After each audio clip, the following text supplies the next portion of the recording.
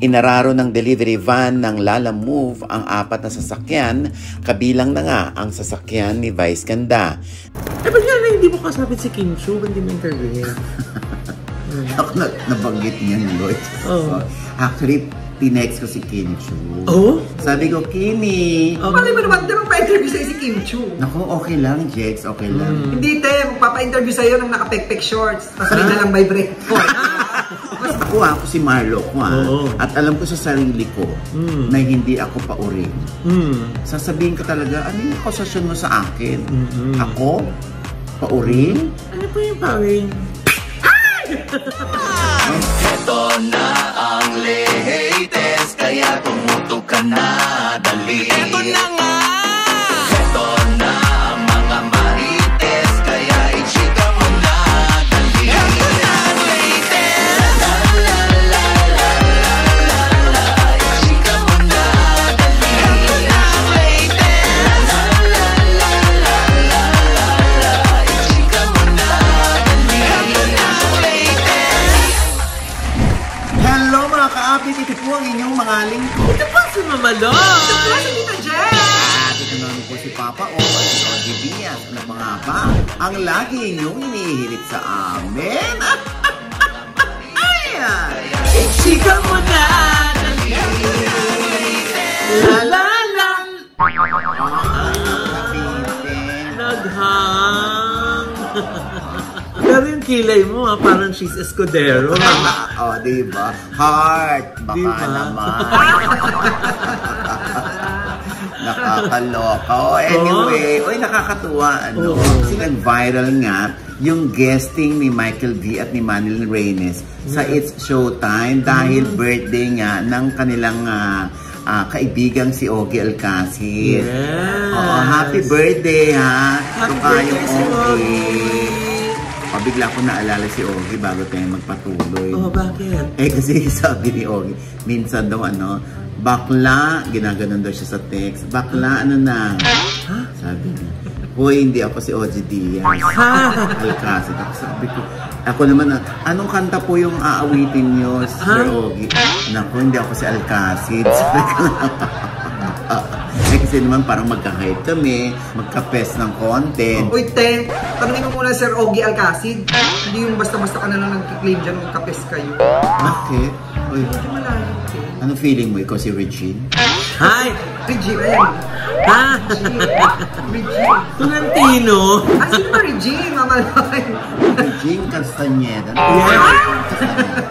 Anyway, ito na nga, yung kay Bitoy, diba? Sobrang welcome sila ni Manilyn doon. Tapos nagpa-picture pa si Meme, diba?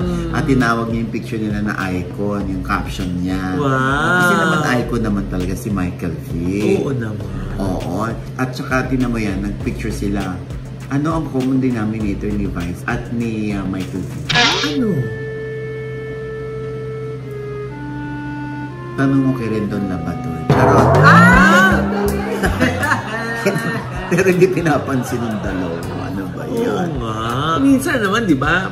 Pag ayaw mo pansinin, di mo na lang din papansinin para ano? Pag hindi worth ng time mo. Piniriringgan ka ba? Ay, wala! Wala! Wala! Wala!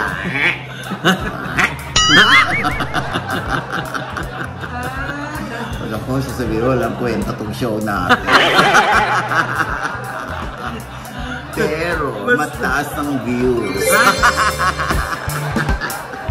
Anyway, ito na nga, di ba nakakatuwa yung guesting. Tapos, alam mo si Vice, nung napapanood ko lately sa It's Showtime, parang ano na siya, sobrang na siyang conscious. Sa mga, hindi lang para sa kanya, sa mga sinasabi niya, sa mga ibinubukan ng bibig niya, at sa mga ginagawa, nagiging behavior, at kung ano man yung mga sinasabi ng kanyang mga co-host, na ano na siya, parang napapraning na siya. Yung madalas sa pagko-call out sa kanila ng FTRCB, ng mga netizen, talagang, alam mo, dito mo mapapatunayan, Loy, no, na pinanonood talaga ang It's Showtime. Oo naman. Lalo patuloy tumaas yung curiosity ng mga tao sa It's Showtime. Oo, kasi di ba kung lagi na call out, pero nag-justify naman nila siguro yun, ano? O yung mga issue. Eh, katulad na nitong pagkain ng hotdog sa ere. Eh, di ba kinakain naman talagang hotdog, di ba? Oo naman. Eh, kasi nga, kinain nga dun sa show yung hotdog. Parang nahilo na naman si Vice. Eto na naman, baka maano na naman tayo. Bakit siya nang tanong? Sabi niya, kasi nga kinain yung hotdog. Oo, parang napapraning na siya. Kasi nga, baka ma-call out na naman. Oo, sabi niya, tapusin nyo na yan. Ay! Kaya nung si Ayon, yung kanyang entry lang. At ang kay Ayon, chicken. Sabi ni Ayon, huwag kang mag-alala, hindi ko ito kakainin. Ay! Para daw siguro, hindi na magkaroon pa ng mali siya sa iba. Eh, di ba kayo nakakita ng cake del birthday ni Ogie? Di ba yung hipan? Ay! Layo tayo, sabi ni Vice. O, kasi may icing na naman. Pero parang ano na lang din na yun, no? Dinadaan na lang lalagi sa tawa. Oo. Eh, kasi nga, di ba, kahit ako yun ang gagawin ko. Pero hindi ba, meron ako isang friend na tinatanong ako, iniinis ba ni Vice Ganda ang MTRCB? Sabi ko, bakit? Anong issue? Hindi, para kasi ang ibig niya sabihin sa pag-iwas niya na ito na naman, tigilan niyo na yan, wag na yan, ganyan-ganyan. Parang masyado niyang pinamumukha daw. Yung, ayaw niyo to, di ba? O di sige, awatin namin. O itong isang segment, ayaw niyo ulit, di ba? O sige. Ako naman sabi ko, hindi. Talagang na-conscious na talaga si Vice. Ganun ba yun? Kasi para daw iba yung basa niya.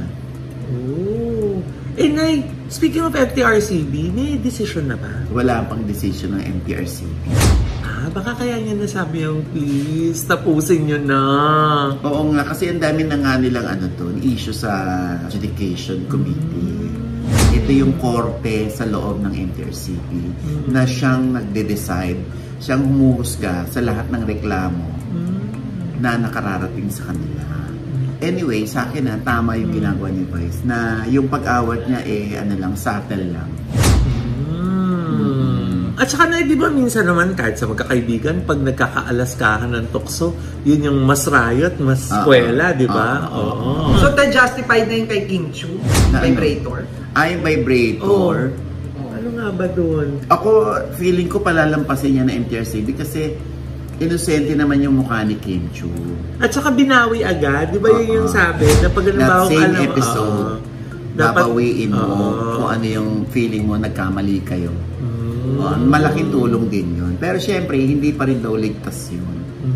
Pero malaki na raw edge nun para ma-absuelto.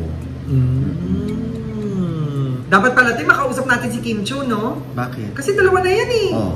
Yung vibrator at saka yung pek-pek short. Eh, ba't nga na hindi mo kasapit si Kim Chu? Ba't hindi mo interviewin? Ako nabanggit niyan, Lloyd. Actually, tinext ko si Kim Chu. Sabi ko, Kimi. Sabi niya, yes, mama. Sabi ko, baka pwede kitang maka one-on-one interview. Tapos hindi ako sinagot.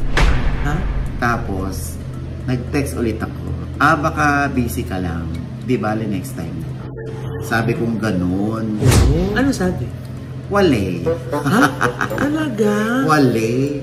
Busy nga. Baka wala na kasi tayo sa mainstream.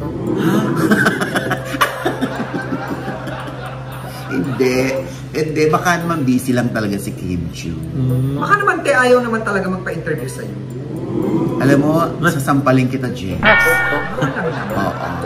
Ginagandahan ko na nga dito. Hindi. Kim Chu. Okay lang kung ayaw mo magpa-interview sa akin. No problem. Ba't yung mga artista, parang kinakabahan yata magpa-interview sa'yo? Baka may tinatago sila. Kasi makikita mo agad sa artista, sa mata na artista, kung nagsisinungaling. Kung ine-etchos ka lang. Ako naman pinalalampas ko, may mga ganun na akong encounter. Pero pinalalampas ko lang yun. Kasi syempre, yun ang gusto niya sabihin Sino naman tayo para kumontra, di ba? Ang tao naman ang husga kung naniniwala sila o nararamdaman nilang sincere naman yung ini-interview natin. Pero wala ka namang galit kay Kim Chiu. Ay, wala! Wala! Diyos ko. Ba't ganyan kilay mo? Naparami yata. Sa kabilang side. Ano ba yan? Nakakaloka. Pero okay lang ha, Kim. Pag hindi mo naramdaman gusto mo, huwag mong gagawin. O, yun naman ang importante. Para may peace of mind. Yeah. Mali mo naman, Nay, one of these days, pag halimbawa may kailangan promote si Kim, o kaya may ilalapit sa'yo, di magkakausap din kayo. Sana hindi naman din ako busy noon. Ay, ayun mo.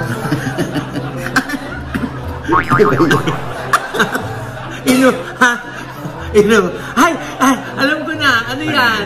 Number 11. 11? Oo. K.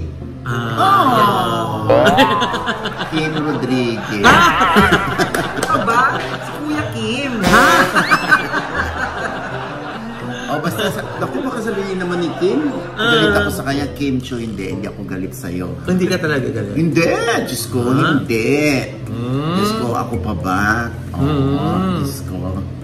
Sana nga lang sumagot na Mama, pass muna. Di, mas matatanggap ko, di ba? Pero yung dead ma, natatanggap ko pa rin naman. At normal yan. Kasi yun nga yung turo sa amin. Pag ikaw lumapit at tinanggihan ka, dapat handa ka.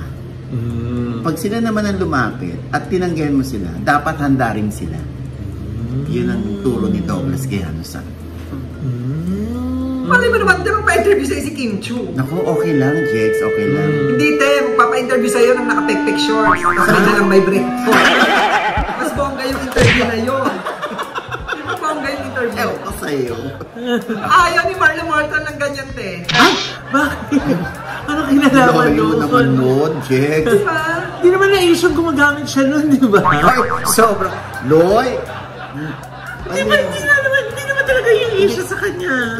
Gumagamit nun? Oo. Naku, Loy, hindi ko nakita si Marlo na nag-pek-pek shorts. Yung pala. Nakakaloka, Diyos ko. Yung pala yung Oy, nakakaloka nga yan. Di ba na? Hanggang ngayon, hindi pa rin matapos-tapos. Diyos ko, yung issue ng ganyan, na syempre, talaga nagalit na si Marlo. At talagang handa niyang idemanda yung Yuki na sinasabing inaahas yung jowa niya. Diba? Alam mo kung ako yun, sasabihin ko, ano yung akusasyon mo sa akin? Never ako nagpa-juring. Ako si Marlo at alam ko sa sarili ko na hindi ako pauring. Sasabihin ko talaga, ano yung akusasyon mo sa akin? Ako? Pauring? Ano po yung pauring? Mamatay, hindi mo alam. Ganun ba yun? Mamatay, hindi mo alam. Ano po yun? Oy, nakakaloka lalo na may mga nagkumakalat pa din, di ba? Na talagang mayroong nagpapatotoo na tama daw yung claim ng Yuki, kaya gaga daw itong si Yuki, bakit daw dinilit pa yung post? Tama naman daw yun dahil meron daw silang isang friend din na ganun din daw ang ginawa ni Marlo. Ano? Na gusto daw ng threesome. Pero wholesome. Charot. Hindi. Yun nga. Threesome daw. Yung friend mo na ba yan biglang naging long hair? Actually, sa kanya galing yung balita na ito. No? Ako lang pinadeliver niya. Nag-long hair na siya dati. Blondie na hair niya. Tapos nga nag-long hair na ngayon. Tapos parang nagbubulaklak na ng colorful na yung damit. Tapos tsaka walang manggas. Walang manggas yung damit. Yung babae magbihis na. Tapos nagba-Barbie arms? Niya. Nagba-Barbie arms? Grabe din yung yung chick tint. Diba? Inubos na yung mertile. Ilagay sa mukha. Sandali din. Kung hindi natukoy nyo? Kanina pa Alin ba doon yung palpuli?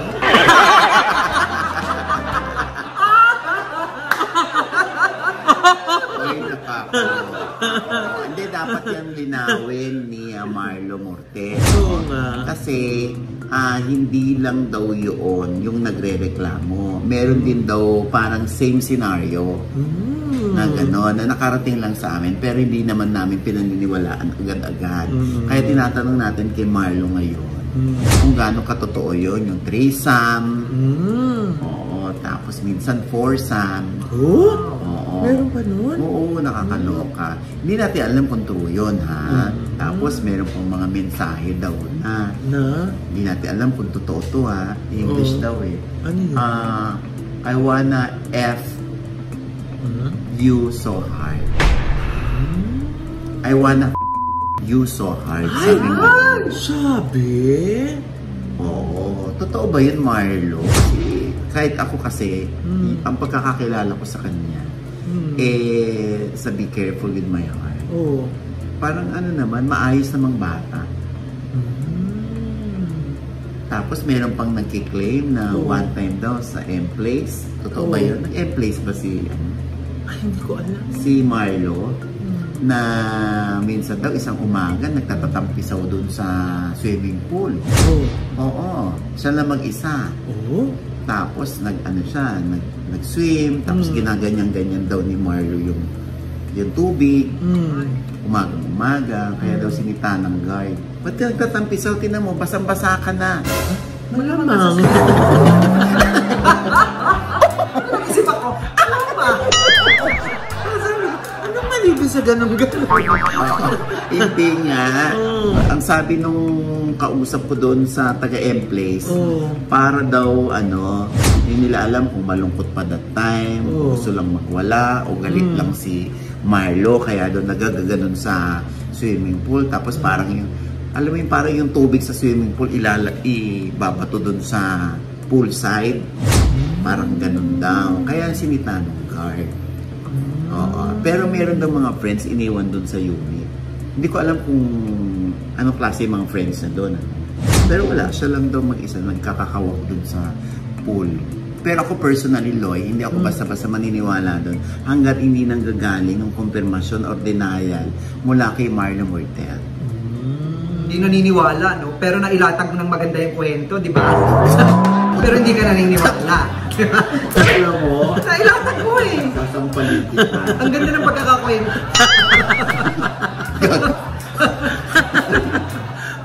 Parang pagkakakwento mo, ikaw yung guard na sumita. Diba? Gusto yung paluin ko ng batuta. Basta intayin natin. Mahirap din kasi maniwala agad-agad. Ayan na naman, ha? Ayan na naman. Ginagandahan naman. Nakakaloka tayo. Basta intayin natin si Marlo. Oo nga.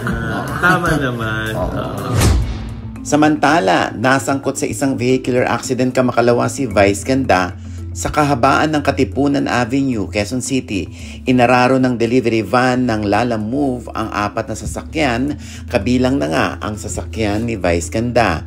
Di naman nagalit si Vice sa driver ng Lala Move na tila kulang sa tulog. Bagkus kinumusta pa niya ang mga nasangkot sa aksidente kung okay ba ang lahat. Nag-viral naman ang naging gesture na ito ni Vice sa naturang pangyayari. Sa It's Showtime ay nanawagan si Vice sa kumpanya ng delivery truck na kumustahin naman ang lahat ng naaksidente at sana itulungan ng naturang kumpanya ang kanilang driver. Gayon din ang iba pang sasakyan na inararo ng kanilang van.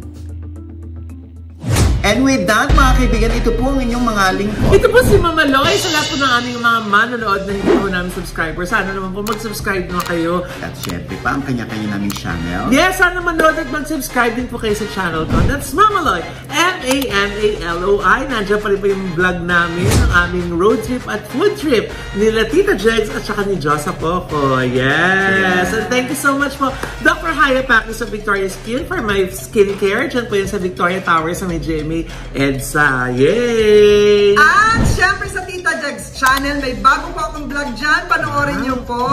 Ano, kailan sunod? Matagal na. Actually, itong vlog na tayo, binagyo tayo sa Baguio. O, di ba? Bago nga yung vlog, ha? Ayan. At syempre yung akin naman. May dante, pasalamatan lang ako. Pasalamatan ko lang si Miss Sarah Jane ng Dahang Repulse PH. Ang mga pinadala niya po para sa aking mga poor babies na mga goodies, mga dog food, cat food, ganyan. Hindi mo binagit yung Gcash?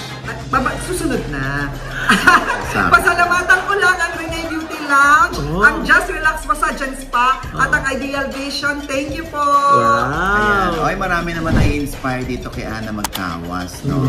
Ang founder ng Lux Slim, kung saan napaka-successful niya at ang gara ng bahay, at ang bongga, meron na siyang sariling pwesto sa kanyang manufacturing, no? Nakakatuwa ang kanyang kwento sa OG Diaz Inspires po.